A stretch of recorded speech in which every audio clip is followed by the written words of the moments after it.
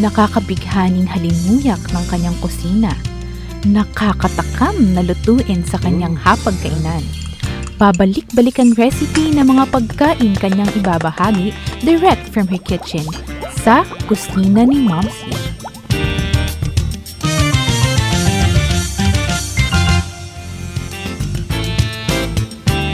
Pag nanay ka, minsan talaga, ang hirap mag-isip kung anong lulutuin, di po ba? Ako po si Mamsi Cielo Ibasco na makakasama ninyo dito sa kusina ni Mamsi.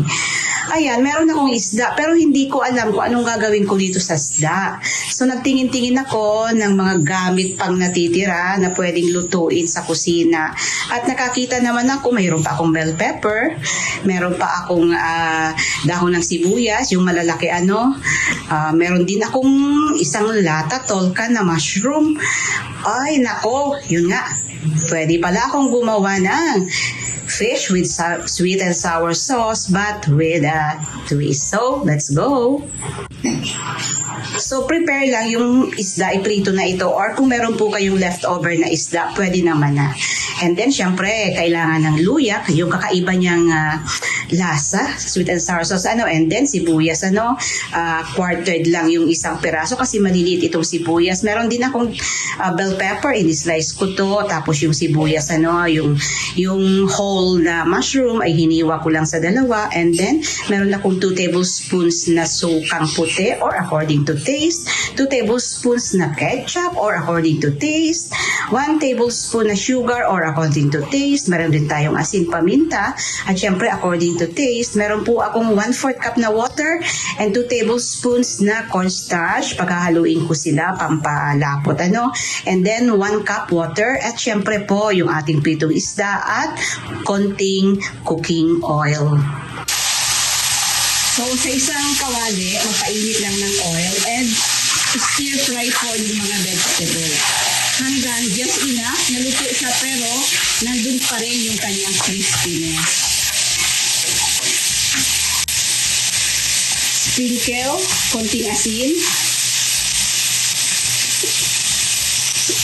And then, konting paminta. And continue stirring.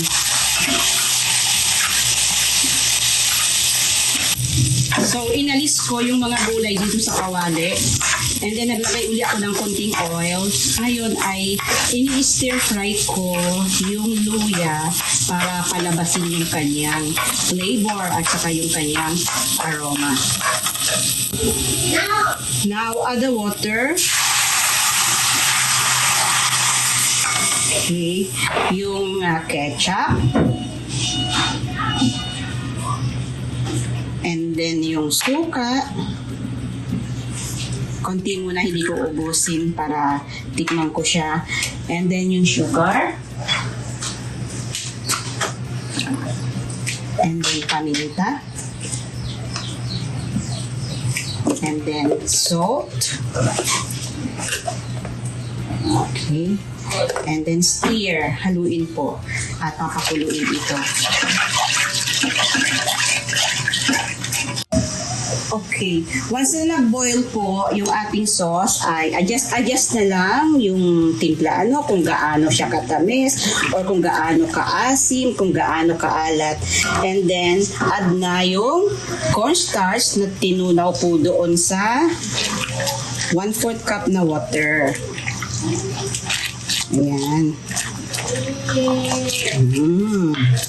Then, pakuluin ko lang itong konti. And it's done.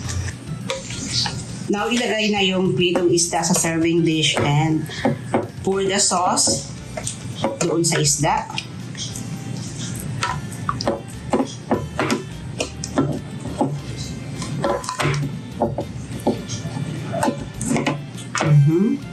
And afterwards po, ay ilagay na yung mag-stir-fried veggies on top. Nako, ang mag-discarding nanay talaga. Di ba mga mamis? Yan.